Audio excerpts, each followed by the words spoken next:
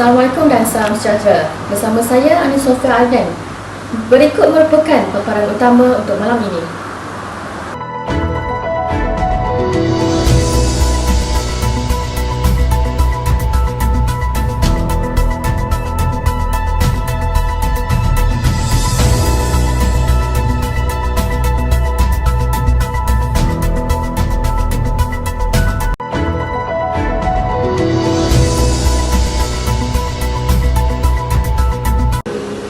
Kes COVID-19 dengan angka tertinggi penutup tirai tahun 2020. Tanggal 31 Disember 2020, Malaysia telah mencatatkan kes positif COVID-19 tertinggi hari ini dengan sebanyak 2,525 kes. Kementerian Kesihatan Malaysia (KKM) dalam kenyataannya memaklumkan kes keseluruhan kini berjumlah 1,013 dengan kes aktif sebanyak 23,598.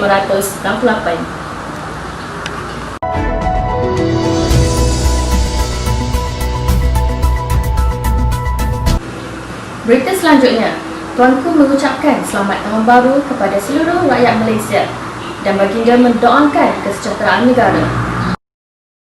Al-Sultan Abdullah Riayatuddin Al-Mustafa Bilal Shah dan Raja Permaisuri Agong Tunku Hajah Azizah Aminah Maimunah Iskandariah menzahirkan ucapan selamat menyambut Tahun Baru 2021 kepada seluruh rakyat Malaysia.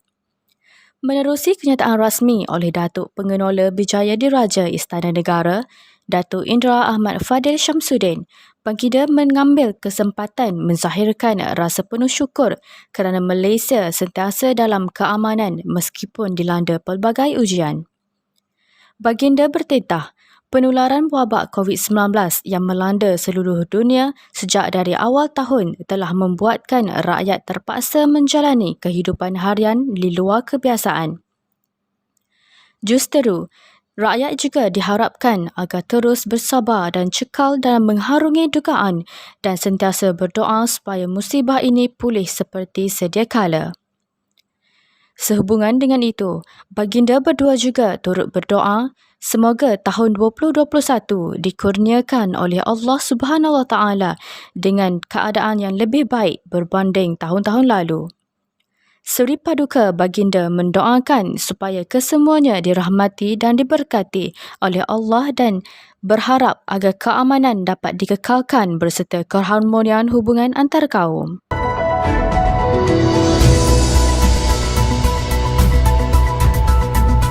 Kerajaan telah mengeluarkan kenyataan rasmi membenarkan pelajar Institut Pengajian Tinggi IPT untuk pulang ke universiti masing-masing secara berperingkat, kecuali pelajar daripada United Kingdom. Bermula 1 Januari 2021, semua pelajar antarabangsa dibenarkan pulang ke kampus di Malaysia kecuali mereka yang datang dari United Kingdom. Pengumuman ini dibuat oleh Menteri Kanan Keselamatan Datuk Seri Ismail Sabri Yaakob di dalam sidang harian beliau baru-baru ini. Pelajar dibenarkan pulang ke kampus masing-masing seawal 1 Mac 2021. Tetapi bagi pelajar dari zon merah, kemasukan pelajar adalah 10 hari lebih awal untuk menjalani proses pengasingan demi memastikan mereka bebas daripada COVID-19. Sementara itu, bagi IPT terletak di Sabah dan Sarawak, kemasukan tertakluk kepada prosedur yang digunapakai oleh kerajaan negeri masing-masing. Melalui kenyataan media tersebut, MKN juga telah meluluskan cadangan KPT untuk membenarkan kemasukan semua pelajar antarabangsa sedia ada dan baru di IPTA dan IPTS kecuali dari United Kingdom seawal 1 Januari 2021. Keputusan ini membolehkan pelajar tempatan dan antarabangsa mengikuti aktiviti pengajaran dan pembelajaran secara hybrid iaitu secara bersemuka dan dalam talian, sekaligus memastikan kualiti pendidikan tinggi negara terjamin. Keputusan ini mestilah disusuli dengan pematuhan prosedur operasi standard yang ditetapkan sepanjang berada di dalam kampus dan mengamalkan pembudayaan norma baru seperti pakai face mask, kerap mencuci tangan dan mengamalkan penjarakan fizikal.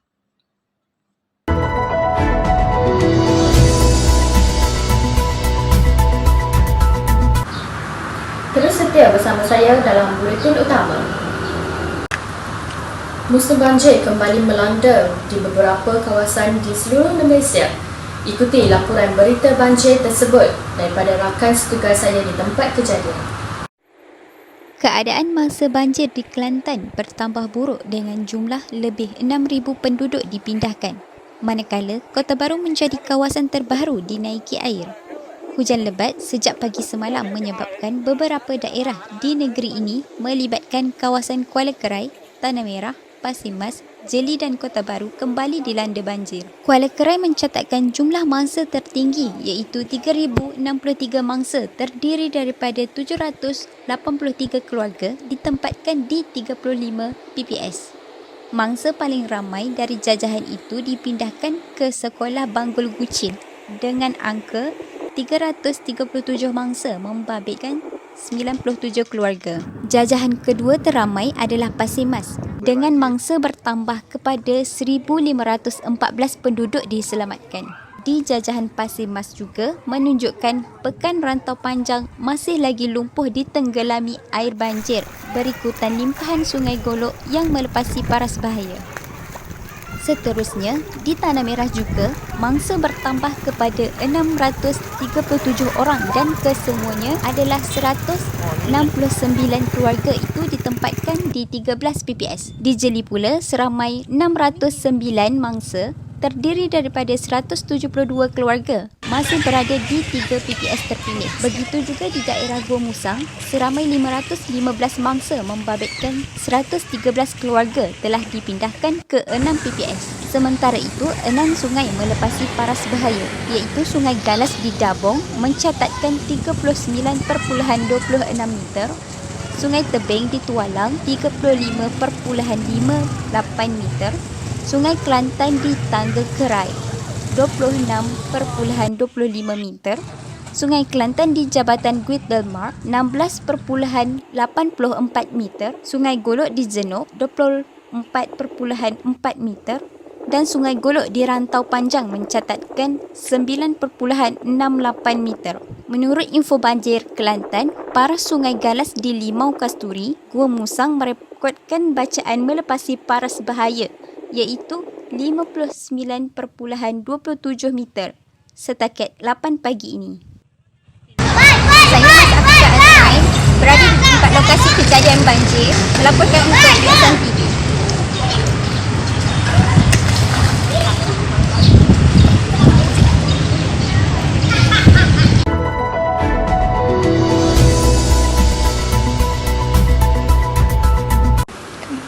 Fasa Perintah Kawalan Pergerakan Bersyarat PKPB bukanlah penghalang untuk setiap individu melakukan pelbagai aktiviti di dalam rumah. Ikuti laporan langsung daripada rakan setugas saya di Perumahan Lintang, Pantai Jejak, Pulau Pinang. PKPB telah menghadkan aktiviti masyarakat di luar rumah. Oleh itu, pelbagai inisiatif boleh dilakukan bagi memenuhi masa terluang di rumah. Pertubuhan Muslim Proaktif telah menganjurkan program atas talian untuk membina potensi dan jati diri seseorang individu terutama golongan pemuda-pemudi pada hari ini. Program yang dijalankan secara berkala ini iaitu setiap sebulan sekali akan sentiasa menyediakan kepelbagaian aktiviti dan juga pengisian rohani yang dapat menghidupkan jiwa para peserta yang menyertai program ini. Peserta terdiri daripada pelbagai jenis umur dan latar belakang. Namun begitu, ia bukanlah penghalang bagi setiap peserta untuk menyertai program ini. Hal ini kerana keperluan program bukanlah semata untuk memenuhi masa lapang, tetapi pada masa yang sama ia dapat membina ciri individu Muslim yang berjaya dalam diri setiap peserta. So, kalau program macam ni, dia banyaklah bagi benefit dekat diri saya dan juga orang lain tu. Sebabnya dia akan banyak mengajar kita untuk membina diri lah. Dari sudut islaminya, dari sudut kemahirannya. Tapi banyak benda lah pengajaran yang kita boleh dapat lah daripada aktiviti-aktiviti yang dia orang anjurkan. So, nak ajarlah semua orang untuk pakat-pakat join. Walaupun PKPB kan, tapi kita dapat gunakan masa kita waktu cuti kan. Dengan sebaiknya, tak adalah terbiar dan tak bermanfaat. Antara aktiviti menarik yang telah dijalankan pada hari ini ialah aktiviti menjahit. Para peserta diberi peluang untuk menjahit pelbagai jenis barangan mengikut kreativiti mereka.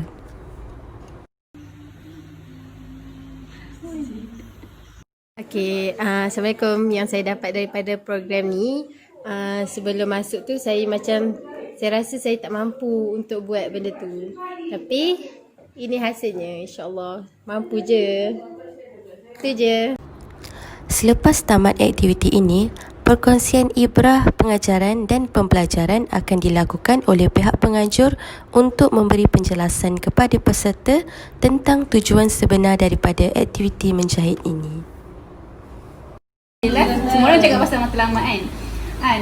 Selain itu betul yang diperlukan daripada kita adalah usaha kita sendiri. Jadi kita yang kena bergerak, kita yang kena ambil jarum tu masukkan benang kan. Kita yang kena manik tu kena cucuk masuk dalam jarum kan. Kita yang kena susun ukur zip tu panjang mana, cukup takkan besar ni ke tak. Maksudnya perlukan usaha, semua tindakan tu ada dari kita sendiri. Kita yang kena bergerak, kita yang berbuat.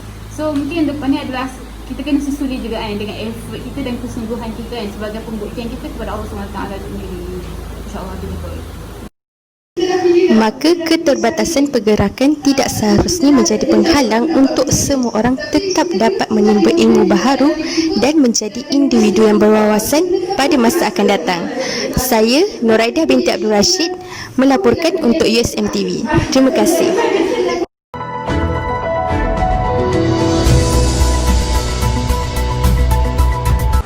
COVID-19 bukanlah penghalang untuk kita terus bersukan dan kekal sihat. Ikuti laporan khas daripada kami. Pada ketika ini, terdapat banyak pusat sukan yang kini telah pun dibenarkan untuk beroperasi semula dengan penetapan SOP yang perlu dipatuhi. Begitulah juga dengan Diamond Sports Centre yang merupakan antara pusat sukan popular di kawasan Skudai, Johor Bahru. Diamond sering dikunjungi oleh masyarakat di kawasan ini bagi tujuan melakukan aktiviti bersukan bersama ahli keluarga dan rakan-rakan. Pengumuman Diamond yang telah dibuka semula disambut baik dan menerima tempahan kod yang begitu tinggi bagi aktiviti badminton dan futsal. Bukan sekadar dibuka semula, lantai kod pusat sukan tersebut juga telah di-upgrade bagi keselesaan para pengunjung. Meskipun COVID belum dapat dihapuskan, aktiviti bersukan dan amalan gaya hidup sihat perlu sentiasa diteruskan agar kita sentiasa sihat dan gembira.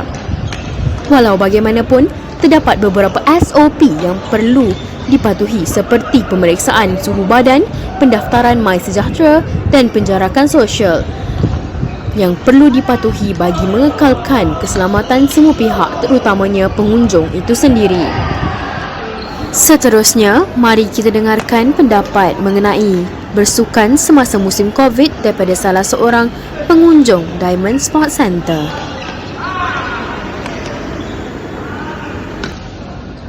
So saya datang sini bersama dengan masyarakat dan dekat sajalah. Sebab kita pun tak, kita selalu main dengan orang yang kita selalu keluar saja. Kalau orang luar ke apa, kita takkan main sama. Okay, so sewaktu musim-musim COVID ni, pendapat saya bersukan dengan aktiviti aja tu wajib untuk make sure kita stay healthy dan kita keep up semua lah supaya kita tak ada masalah penyakit kesihatan. So pada musim COVID ni, cara aktiviti untuk kita tetap sihat dan melakukan aktiviti sukan dan riadah adalah dengan selalu bawa mask dan sanitizer dan mengamalkan penjarakan sosial antara kawan-kawan dan semua. Itu saja. Pusat sukan dan gaya hidup sihat begitu sinonim dalam kehidupan kita semua sebelum wabak COVID-19 datang melanda, di mana kita semua bebas melakukan aktiviti beriadah bersama keluarga tanpa had dan peraturan.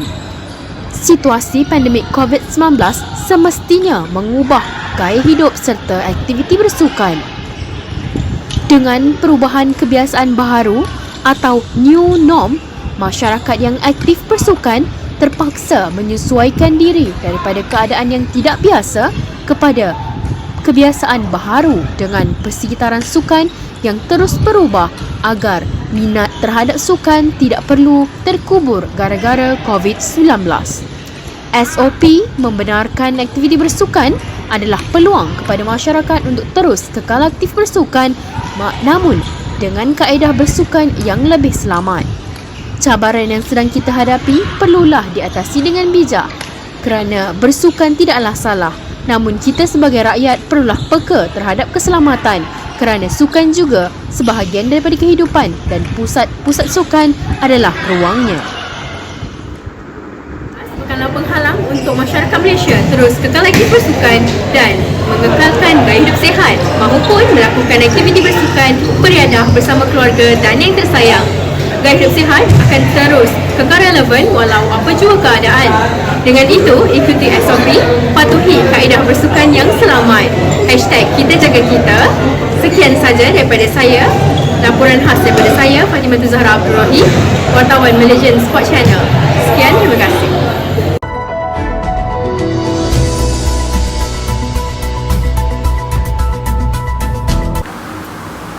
Sekian sahaja berita daripada saya. Sebelum kita melabuhkan tirai pada malam ini, mari kita saksikan video yang menarik sepanjang tahun 2020. Sekian, saya Anis Sofia Anan menyampaikan dari Seri Pentas. Selamat Tahun Baru dan selamat malam.